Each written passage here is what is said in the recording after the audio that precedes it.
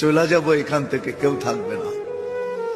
যিনি থাকার উনিই যখন থাকেন নাই, কারো কাছে মালাকুল মউত অনুমতি নিয়ে আসে নাই, আসবে না। শুধু একজন মুহাম্মদুর রাসূলুল্লাহ সাল্লাল্লাহু আলাইহি ওয়াসাল্লামের কাছে মালাকুল মউত যখন আসছেন, তো আল্লাহ বলছে বন্ধুর কাছে অনুমতি নিয়ে ঢুকবে। অনুমতি দিলে ঢুকবে, নাইলে ফিরে আসবে। বন্ধু আমার, খবর তার অনুমতি ছাড়া যায় গর্জায় ঢুকা যাবে না। আমাদের কারো কাছে অনুমতি নিয়ে আসবে না, ওনার কাছে অনুমতি নিয়ে গেছেন।